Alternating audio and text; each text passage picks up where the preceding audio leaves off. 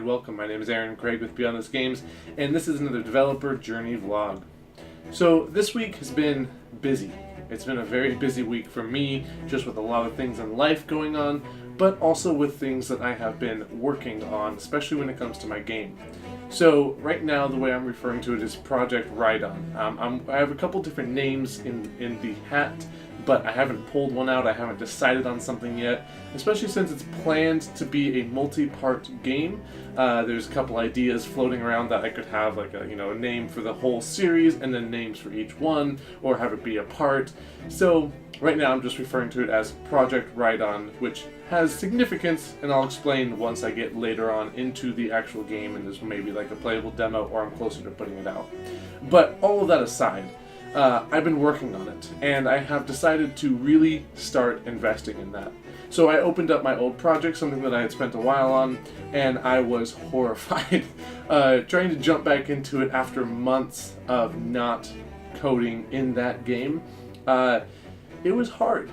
Seeing what was there, how it was working, what the last thing I was working on was, it was difficult to find things. And it got me thinking that this is a mess, and I need to do better. So I actually have started from scratch. Well, I say scratch, but what I mean is that I have this foundation that I know, and I have a lot of code that I can reuse from my old game, or my original concept of the game, but I am recoding my game from the ground up. And part of that is because when I started it, I didn't know all of the things I wanted in it. There was just a lot of things that I was doing trying to get to work. Things that just wanted to be like, I need this one thing to happen, so I'm going to make it happen whatever way works. And the thing is, that's not a good idea. Whatever kind of thing you're doing in life, planning helps. One of my favorite quotes that I saw about coding recently, it was actually on a t-shirt I wanted to buy, was, did you know that weeks of coding can save you hours of planning? It took a second to sink in, and it's funny, but the thing is, it's true. And with my original game, I had just begun coding.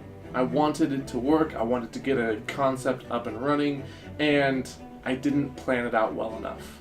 And that means that to integrate new features, to do things that I want to, I have to spend hours jumping around my code, jerry-rigging it, creating tons of new variables, and it's just ugly.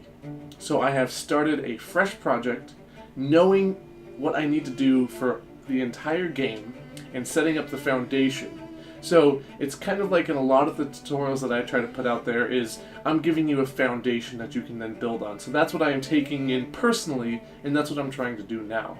I am creating the system objects, the parents, the interactions, so that when I need to, I can just say, create a new NPC, this is what he's going to do, and it's already set up. But that takes a lot of time, and unfortunately, it's very boring. Most of it is code. There's very little art, even placeholder art, there's not much to do because right now it's just code. It's making sure that when I'm passing along scripts, when I'm creating artificial intelligence systems, that they work, and there's not much to see. So I'd show you, but right now there's really nothing to see. It's just code, it's just objects that are interacting with each other. So when I am further along with that, I will definitely start showing you guys what I have and what it's going to look like and what it's going to be eventually. Because I'm super excited for that, but where I'm at right now, it's just not there. So this week, you could say my theme has been planning. It's been trying to figure out what I need to do, and then getting that done without doing it in a way that hampers what I want to do in the future. It is laying that foundation so that I can continually build easily on top of it so that it fits and it works better than just trying to make it work through this one thing I need to do and then having an issue later on. So that's kind of where I am at. What about you guys? There was some conversation last week which was awesome. I saw one commenter specifically saying, yeah, we need to have some conversations, and you guys started it, which is great. On my website as well, there's also a forum, so hop on there if you haven't. But either place, I'd love to hear what you're working on. I'd love to know what it is, what you're working on, what you're going through. Just let me know, hit me up in the comments below, and let's talk about it. That's kind of where I'm at though. So as I get more, I'm going to show you more. As I have more things in my game that I think are valuable to you, I'm going to make tutorials for that, just like for the source control. I got that set up in Game Maker Studio 2. It was like, yeah, this is useful and it's difficult. I'm going to share this with you guys, and I hope that was helpful. So, thank you for joining me. This has been a Developer Journey vlog. I'm not even sure what number. I think it's number 6 now. This early on, I've already lost count. That's not good.